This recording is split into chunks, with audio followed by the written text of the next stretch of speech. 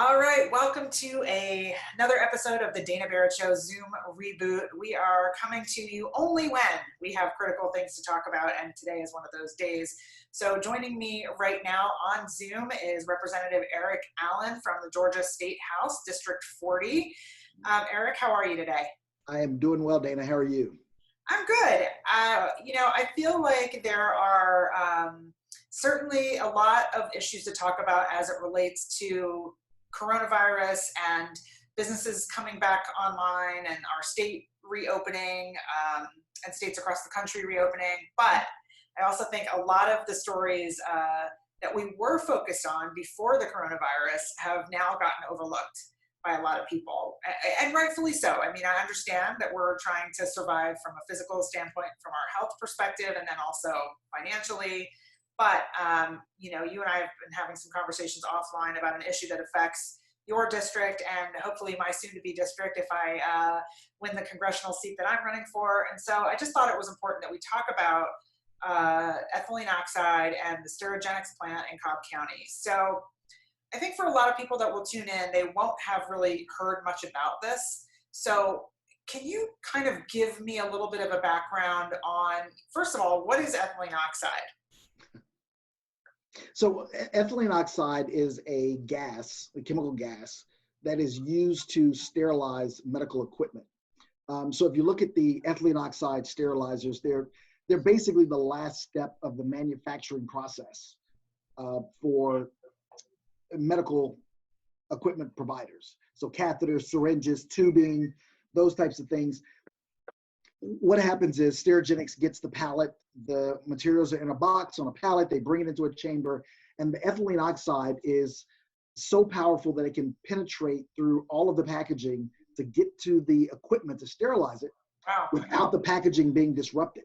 So it is a very, very powerful gas, which about 3 years ago was recategorized from a toxic gas to a known carcinogen. So that's kind of what ethylene oxide is and why it's become and bubbled up into such an issue as it's now categorized as a known carcinogen. So I assume then that there are other ways to sterilize equipment, but because of its ability to go through the wrapping and it's just cheaper probably and faster to do it that way than any other way.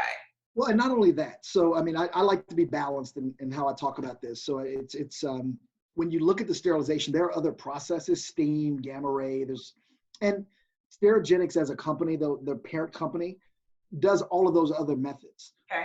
The reason that ethylene oxide is used on a lot of products, it's really multi-component products. So you can't use steam on plastic or foam or, so when you've got a syringe, think of all the different mechanical pieces in there and different material. Ethylene oxide is the safest to not only clean the material, but also to not compromise any of the components within the surgical set, the surgical kit. So there's a need and a requirement for that type of sterilization. There's research to find safer ways to do it, but the use of ethylene oxide is typically, in medical terms, the use of last resort for this type of cleaning. However, now that we know more about it, we should be more diligent in where we put these facilities and how we control their emissions. That's really the crux of it. So Right. ethylene oxide is not the issue as much as the lack of regulation control around the emissions of ethylene oxide and where that's able to be used.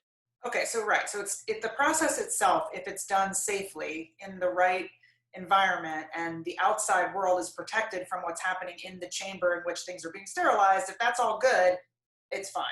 Right. But now we have this Sterigenics plant in Cobb County, and we know this is a carcinogen, and it has been getting out into the environment in that area of Georgia. So is that because the building isn't constructed right? Is Sterigenics doing something wrong? Like, what's happening there? Well, so there are 6 total plants around Georgia that use ethylene oxide. Sterigenics just happens to be one that's in this area. We've got the one in South Cobb, the one out in Covington. I mean, not South Cobb, South Fulton. We've got the ones out in Covington, Athens. So these are facilities that are already across the state. The one here in Cobb County has been here since the early 80s, if not earlier than that. Wow. So once again, the issue is the way the community has grown around these facilities, but also the fact that we now know more about the carcinogenic aspects of the gas. And so when the Cobb County facility, you talk about construction or, was it constructed properly? I think it was constructed to meet the needs of what science was then. However, it's lagged in keeping up with where science is today. When all of this came out over the summer of 2019, one of the biggest issues was that the emissions or the fugitive emissions, things not trapped in what they call the back vent, all of that was an issue. So when Sterigenics originally was closed down, it was to implement new technology and new systems that would release would control the amount of released toxins into the air. So the bottom line is, over time, as people understood more about ethylene oxide and changed it from the former classification to a carcinogen, and these areas where these plants are became more populated, that now all of a sudden we have an issue because the structures were built before those classifications. So chemicals getting out, and again, when they were built, they were kind of in the middle of nowhere. Now they're not in the middle of nowhere because people have moved in, and now we've got people potentially getting sick. And when we talk about getting sick, we mean getting cancer, right? Yeah, carcinogen means it's a cancer-causing gas. Right. I mean, that's, yeah. Yeah, so I just wanted to break it down because sometimes you hear the word and you think, oh yeah, whatever. But no, we're talking about people getting cancer. I'm a cancer survivor, so that's real. So you kind of tossed out there sort of casually that Sterigenics was actually shut down. And so that was progress, right? We found out this was happening. They were shut down. They were going to make these changes. And then I know in the midst of all of this, or sort of as part of this, you were working on several pieces of legislation to protect the state from these kinds of things happening going forward and to keep Sterigenics in line where they were. So just catch me up on that piece. Well, so that's a very big question, and I'll break it down to certain components. So what I like to explain to people, there are three layers to government in this, okay, and how there's oversight. So when you look at the federal government, I look at that as the regulation piece. The federal government's job is to put out the final regulations of how this gas can be used, in what quantities, what all of those different pieces. So you got regulate. Then you have operate, which I look at the state level where I serve, looking at how do you now enforce that and make sure that these operations are safely operating. And what are the state regulations and requirements and permitting around operation in Georgia? What does that mean? Then you have locate, which is the local jurisdiction, the county, the city, municipality, however you want to look at it, where they can decide where do they allow these to locate. Where's the certificate of occupancy, the business licensing, all of that, they can decide on their level. So at all three levels, regulate, operate, locate. Once you get that operational component, that's where we found out this is a known carcinogen. They're doing everything else. On the operations side, because at the state, I can't tell Cobb County where they can locate this facility. I focused strictly on how do we make sure that the Environmental Protection Division of Georgia is doing their job to make sure that we are fairly and appropriately regulating or making sure they operate within certain parameters. Right, and doing that oversight. Right. So I'll come back later, if you don't mind, to the actual legislation I presented, but I just wanted to kind of frame it that way, because you're talking about how the facility closed. It really closed because of the locate part. The county stepped in. The county looked at the fire code and the permitting over doing this new, just like if I were to add an addition onto my home, I would have to go to the county to get a new permit to build the building, to do that addition. Sterigenics had to do the same thing for their new systems for emission control, because you're taking a fairly old building and now retrofitting and doing that construction. So the county got involved on that end. Okay. They held up some of the process by not issuing the certificate for the construction. And they also did not issue a certificate of occupancy based on fire code. So Interesting. the fire marshal, Cobb County Fire Chief, Fire Marshal, was the one that actually prevented Sterigenics from getting the certificate of occupancy. So all that to say, when you look at the facility closing, there wasn't a good faith closing by Sterigenics, nor was there, just the county saying, no, you can't operate. There were true technical aspects with the permitting and the certificate of occupancy and fire code that prevented Sterigenics from reopening.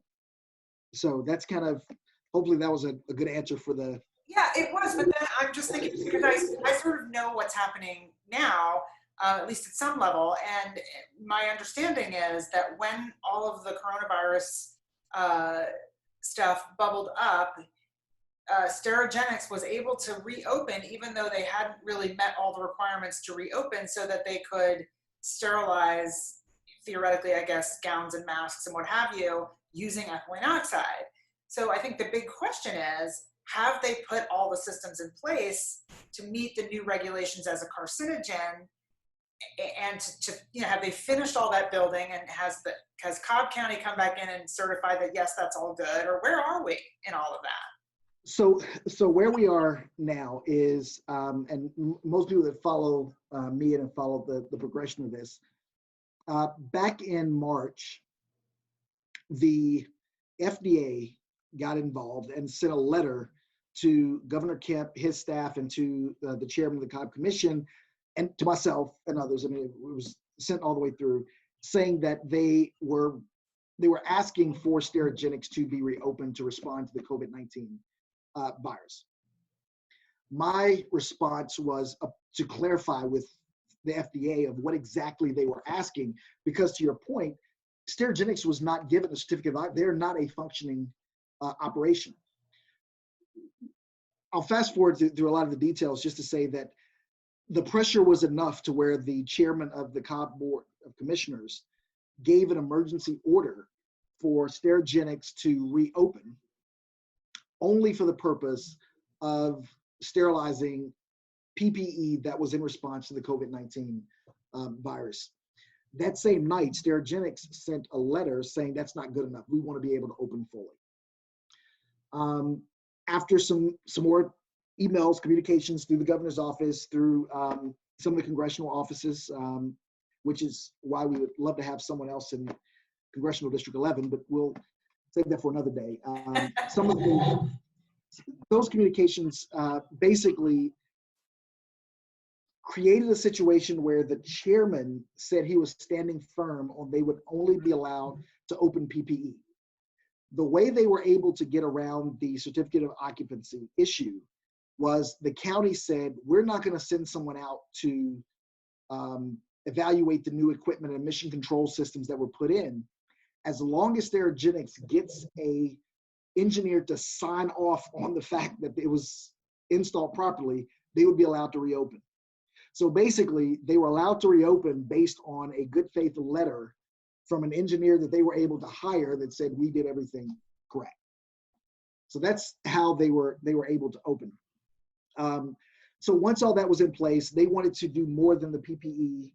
The commission chair was standing firm. Nope, you're only going to do PPE. So they went to court. Sterigenics said, we're going to sue you because we want to be able to fully open. It went through the courts in a way, and I think this is very important for people to understand. The final order that is allowing Sterigenics to operate today is a consent order.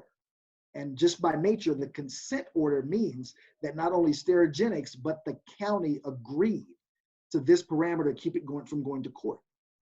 So although the county said they weren't going to budge, they also didn't fight to keep them from only doing the PPE. They consented in an agreement to say, yes, you guys can operate fully as you were on a letter from an engineer that you hired until the courts get out of their emergency and reopen, and we can hear this in court, which leads me to firmly believe that this will never be heard in court because the county has already basically consented to allowing them to resume full operation.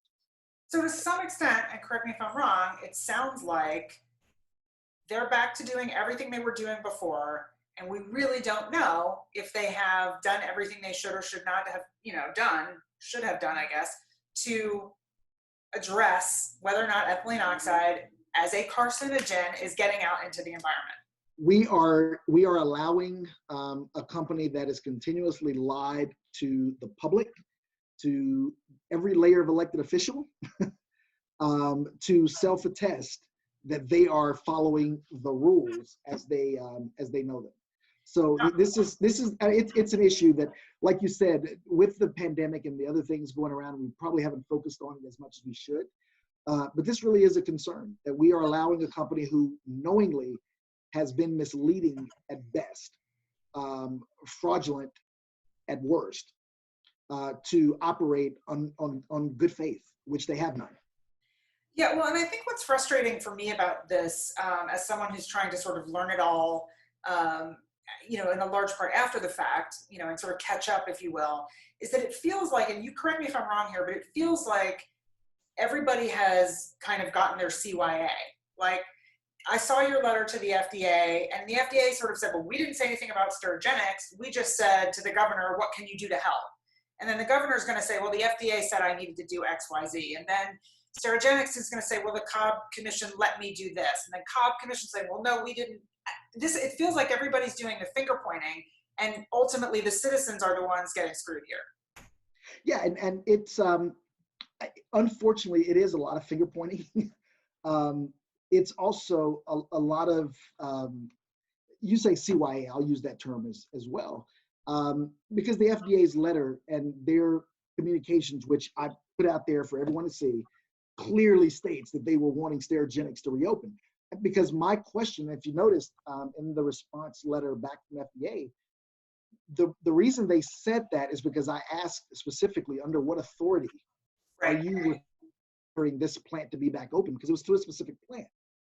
And the follow-up to that was, what other plants have you asked under that authority? So they don't have a good answer for that. So the answer was, well, we never really said just Sterigenics. We were just basically, so the way I've said it to people is, I firmly have an issue believing, or a problem believing, that in the White House task force on coronavirus, that Dr. Hahn, the FDA administrator who sent that letter, was sitting back in his chair as they were talking about the crisis with PPE, and just said, wow, wait a minute. There is a plant in Smyrna, Georgia that can solve all of our problems. Yeah. Let me write a letter to Governor Brian Kemp, because even though that plant doesn't make anything, they do not produce. Remember what I said at the beginning, they are part of they are the last phase of the manufacturing process. So before Sterigenics would even be relevant, the supply chain would have to be brought back, spooled back up, which that was choked off from Taiwan, India, and China, which is where most of the product is made. So it was a very fraudulent or dishonest letter on its face. The response was very dishonest, and the governor and the chairman, or I'll say the Cobb Commission, were less than honest in all of their dealings with allowing a private company who was more focused on using the pandemic as a way to bring back their cash cow than they were to actually solving a problem. And I'll also say, not as an accusation, but if anyone wants to go look up Soterra, the parent company that is now for sale in the billions of dollars, the value of that company is strategically enhanced because the Sterigenics plant in Smyrna is open. Wow. So there's so much in this that to unpack, that what I want to do is make sure that my family, my neighbors, my community is safe, and then we're not being exposed to something wittingly or unwittingly just for corporate profit. 100 bazillion% yes on that. So let me bring you back to the legislation piece, and then we'll wrap it up. But so I know, as we started to talk about, there is some legislation that you guys have been working on at the state level that I know you introduced some legislation, correct? Yes. So catch me up on sort of what the gist of that is, and assuming it will pass and get signed by the governor, what it would do. So there are three pieces of legislation that I presented. One of them is just simply a resolution for a study committee to look at the impact of ethylene oxide and really to come with a full report of what do we need to do as a state for all 6 of these facilities that are across Georgia and others that may be coming in. Is it looking at the zoning, looking at where they're operating? You know, is it putting together economic development packages to help them relocate into more less dense areas? I think all of that should be on the table to just have a robust conversation and study on how do we support the operations in Georgia. The other bill that didn't forward was a bill on more, I just call it more of a transparency bill. It was modeled off of some of the legislation that passed in Illinois and some other states are working on it, which would require a couple of things. One, 24-hour emissions, a stack emissions testing, so we know exactly what's coming out of the plume in the facilities, which right now it's all based on modeling. So it's the if, this, then, and that just doesn't feel safe to me. I'd rather know exactly what is coming out of the stack, and then we can balance that on the modeling. So to your question earlier about do we know if the new emissions control systems are working? The best way to know is what does the modeling tell us based on that new emissions, what should be released into the air, and let's put something at the stack to make sure that that's actually happening. We have validation. The other component of that is there were things like off-gassing requirements. So once something comes out of the chamber, it has to stay in a vent-controlled area for a certain amount of time. And the most important part of that bill is an ambient air quality plan that the company is responsible for submitting to the local municipality and to the state, and then them funding the execution of that. So it would require 24-hour monitoring, like I said, of the stack, fence line monitoring. It would require them to monitor the ambient air in all of the designated hotspots for modeling. So it's a very comprehensive way to make sure that we know exactly what's coming out of these facilities. So that bill didn't make it anywhere. We presented it. It was refused a hearing by committee. So it died for this session, but I can guarantee you I will be bringing it back up in 2021 when we get back in session next year. So the third bill was a very simple bill that I wanted to use to address some of the unpermitted releases or accidents that were happening in the facilities. I mean, a lot of the news came out about explosions or leaks and all kind of other things that were in the facilities. Well, the rule, when you looked at it, was that anything less than 10 pounds did not have to be reported. So in theory, a Sterigenics could have, they tell you they're only releasing 200 pounds of ethylene oxide a year. But if they have one accident a month of 9.9 pounds that no one's ever reported, then you have an issue. So what this bill was for was to reduce that threshold to 0. So any unpermitted release or accident would have to be reported to the EPD within 24 hours and also posted publicly to EPD's website. So I introduced that bill. It did not get committee hearing, wasn't going anywhere. The public pressure started to mount up because that's reasonable legislation. I don't think anybody would agree or disagree that that's not reasonable. So the governor's office presented their own bills in the House and Senate using their floor leaders that mirror language to my bill, with the exception of the 24-hour reporting on the EPD website. So basically, it was an attempt for the bill to be passed, but for there still not to be any public reporting on what happened. It would be reported to EPD, and then the public would have to constantly submit open records requests or inquire to find out if there were any releases. It's documented, to all the details of that, but we were able to fight it. I presented it in front of Senate committee. We talked to the author in the House, talked to the governor's office. Net is, we were finally able to get the bill back into the original form that I presented it, and it did pass the House and the Senate prior to crossover day. The issue we're at now is because the legislative session in Georgia was suspended, we don't yet have, we haven't been able to finalize the bill and get it through completion and to the governor's desk. We don't know what's going to happen now when we get back in session. Are we just going to go in and pass the budget? Don't know what that's going to look like. Hopefully some of these bills like that one we can get finalized pretty quick, get to the governor's desk. But if not, once again, it's going to come back in 2021. And the fact that it's already passed both chambers, I don't think that's one that's going to have much resistance as we go forward. So once again, in that operate line, when you look at the hierarchy that I talked about with the regulate, operate, locate, I really want to focus strongly on how we can get these bills passed on the operational side, but also give some support to our county and municipal officials to use some of that study data of the resolution in order to make conscious and informed decisions locally on their part. Yeah, I think, first of all, I'm glad to hear that the bill looks like it's going to end up becoming law. Whether it's, I hope it's sooner rather than later, but, you know, obviously we're in a strange time. I think there's, you know, ongoing concern for a lot of us that, you know, these, you know, very crazy times that we're in right now are allowing a little bit of lawlessness to happen, and people to sort of get away with things that they weren't getting away with before. So I hope that's not the case. And do you know what's happening before I let you go with you guys getting back in session? There's a possibility that we start virtual committee meetings in the month of May.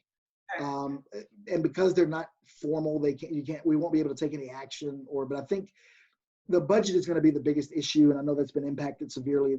Everyone's got to figure out what we're going to do with the budget. So I think some of those conversations are already starting and ongoing.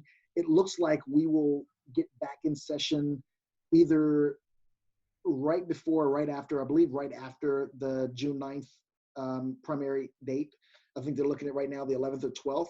And I think that's important also. A lot of people are wondering why the 12th for all these dates. The governor extended the shelter in place for June 12th, and we'll go back probably June 12th. All that coincides with the date of which his statutory authority runs out for the declarations of emergency. So if there is any need to revoke that, if we go back in on the 12th, we could take a vote to revoke that. I doubt that would happen, but it at least gives a date definite to where we could take that action before he would go into another month of an executive order. Got it. Okay. And I do also want to say real quick, there's evidence that we need these bills because when the bill I talked about passed the House and the Senate, even though it's not law, when Sterigenics reopened last month, the state EPD put that language in their permit. So on the 24th of April, there was a release, an accidental release at Sterigenics. They put in their, you know, how much they think it is. It was, to their knowledge, a small amount, but once again, we can't prove it. But at least this is an amount that never would have been disclosed if we didn't have that type of language in these permits. So as frustrating as it is that they're back operating and they're already having accidents, at least we've had enough robust conversation and we have mechanisms in place right now to capture that data, so we know that when there's something that occurred in that plant, the public is aware. So I just wanted to say that as well. No, so it sounds like there's good news in that we're making progress. We're not all the way where we need to be, but we're making progress. The good news is that we're making progress and it was reported. The bad news is that that plant never should have been operating to have that accident anyway.